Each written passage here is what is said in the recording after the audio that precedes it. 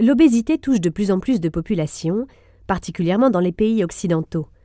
Nous sommes pourtant bien renseignés sur les risques liés à cette maladie, et personnellement, je ne connais personne qui se réjouisse d'être en surpoids.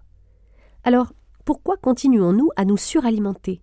Et surtout, à consommer de la junk food? Serait-ce simplement par manque de volonté, ou existe-t-il une raison plus profonde? Pour répondre à cette question, il nous faut comprendre ce qui se passe dans le corps et la relation qui se crée entre celui-ci et notre esprit. Nous mangeons trop parce que notre corps n'est pas nourri. Il ne faut pas confondre s'alimenter et se nourrir. Pour fonctionner correctement, notre corps a besoin de vitamines, de minéraux, etc., qu'il trouve dans la nourriture que nous lui fournissons. Lorsqu'il a fait le plein, il envoie des signaux, un peu comme un feu rouge, pour indiquer qu'il n'y a plus besoin de manger.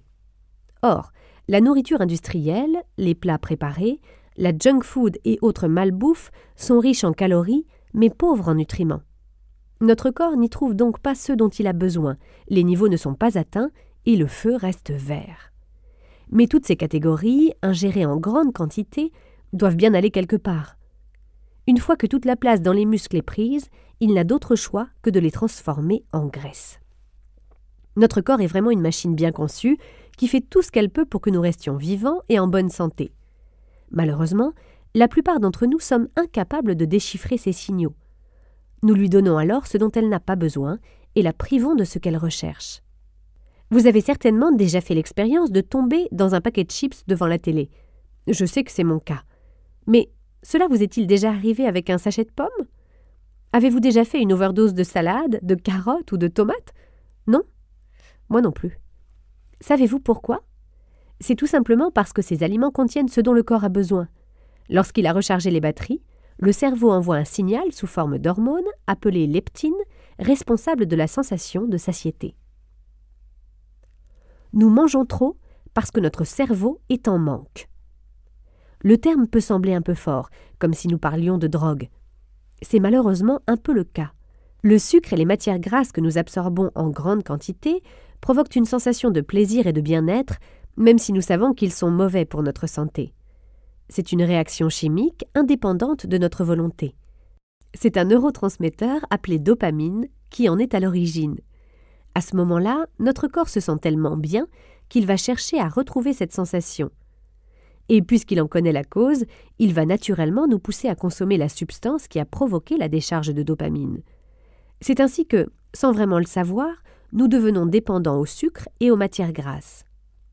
Le rapport avec les drogues est nettement plus clair tout à coup, sans compter que l'un comme l'autre sont absolument partout, devenant ainsi les drogues légales les plus répandues et faciles d'accès au monde.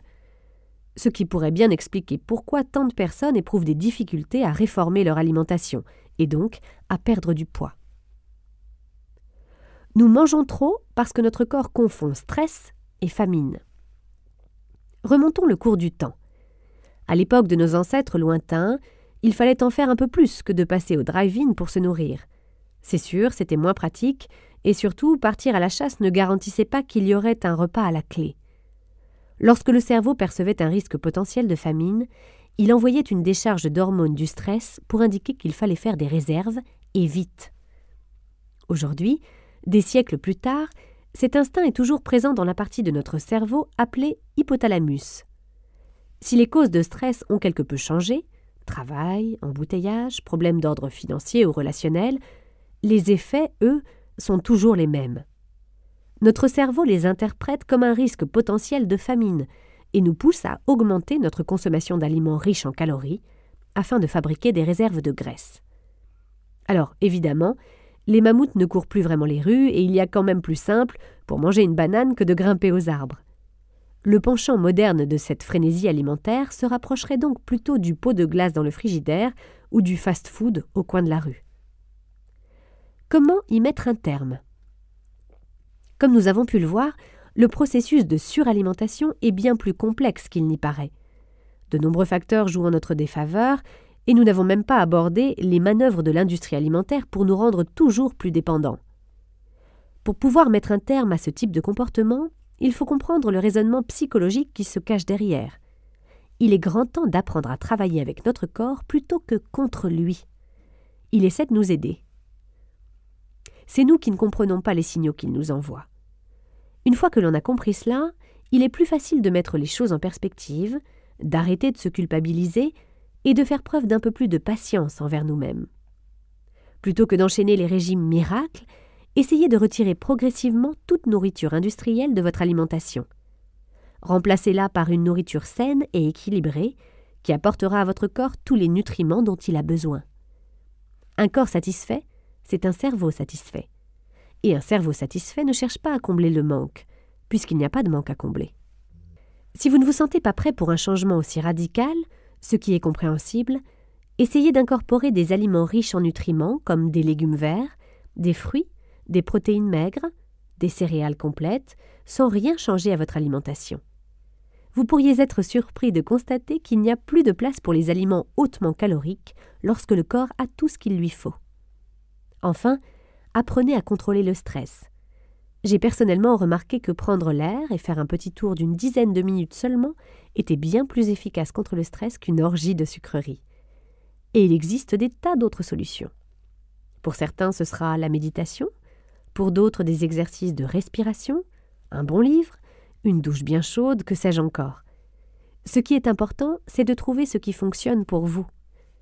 N'oubliez pas non plus que le sommeil joue un rôle capital dans la gestion du stress. Une bonne nuit de repos dure entre 7 et 8 heures, alors assurez-vous de dormir suffisamment. Mincir, ce n'est pas seulement manger moins. Le corps et l'esprit sont des machines complexes. Comprendre leur fonctionnement permet de se libérer des comportements compulsifs, comme l'est la suralimentation. Sachant cela, c'est maintenant à vous de faire le reste.